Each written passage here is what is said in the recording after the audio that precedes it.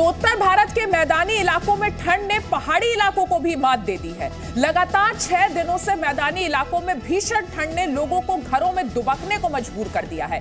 देखिए ये special report.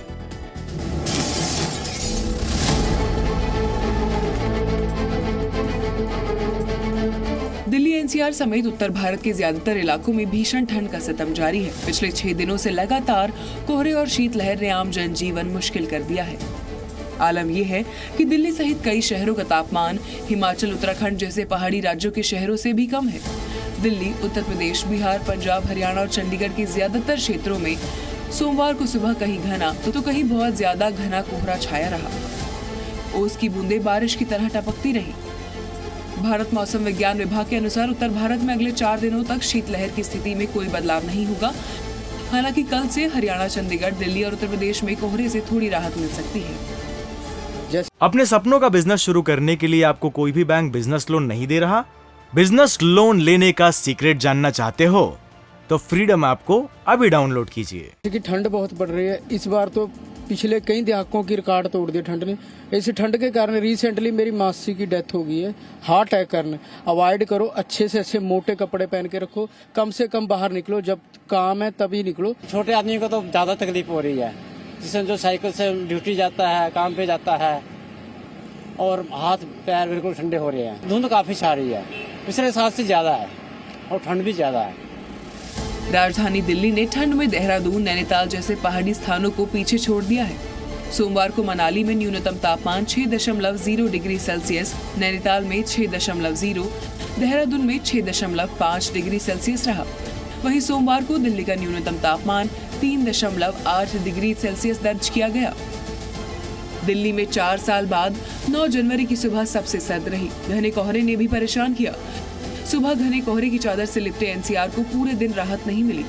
इस कारण दिल्ली के सफदरजंग और रिज इलाके में सुबह 8:30 बजे विजिबिलिटी 25 मीटर तक दर्ज की गई।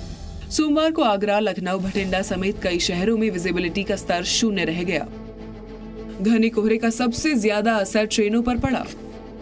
सोमवार को 267 ट्रेनें रद्द करनी पड़ी। इनमें 82 एक्सप्रेस ट्रेनें शामिल हैं। राजधानी समेत 170 ट्रेनें कई घंटे देरी से चल रही थी। गिरते पारे और घने कोहरे का असर ट्रेनों के साथ साथ हवाई जहाजों पर भी पड़ा। दिल्ली में इंदिरा गांधी अंतर्राष्ट्रीय हवाई अड्डे पर विजिबिलिटी कम होने की वजह से 118 घरेलू उड़ानों में देरी हुई। यहां उतरने वाली 32 घरेलू उड़ानों को भी आसमान में बहुत देर तक चक्कर लगाने पड़े। 3 उड़ानों को जयपुर डाइवर्ट करना पड़ा। कोहरे के कारण कई जगह एक्सीडेंट के मामले भी सामने आए। मथुरा में यमुना एक्सप्रेसवे पर घने कोहरे के कारण कई गाड़ियां एक दूसरे से टकरा गई। ठंड बहुत ज़्यादा प्रचंड पड़ रहा है सर, इसके लिए सरकार को कुछ अलाव की व्यवस्था करवाना चाहिए। लोग थोड़ा इधर देखें कि आग जल रहा है, तो ठंड ज़्यादा होने की वजह से हम लोग थोड़ा आग ताप रहे हैं। ठंड की वजह से? हाँ, ठंड की वजह से ही है। परेशानी हो रही है? हाँ, परेशानी तो है, ठंड है तो परेशानी तो होगी। बिहार की राजधानी पटना में भी ठंड का सितम जारी है। उत्तर भारत में शीतलहर के कारण सबसे ज्यादा परेशानी बुजुर्गों और बच्चों को हो रही है। कई जिलों में स्कूल बंद हैं, बुजुर्ग घरों में दुबके हैं। हालांकि सबसे आश्चर्य की बात यह है कि उत्तर भारत में ठंड की वजह इस बार पहाड़ों की बर्फबारी नहीं है। अगर पहाड़ों पर बर्फबारी होती तो हालात और ज्यादा मुश्किल हो सकते थे। ब्यूरो रिपोर्ट, जी मीडिया। अपने सपनों का बिजनेस शुरू करने के लिए आपको कोई भी बैंक बिजनेस लोन नहीं दे रहा? बिजनेस लोन लेने का सीक्रेट जानना चाहते हो तो फ्रीडम ऐप को अभी डाउनलोड कीजिए।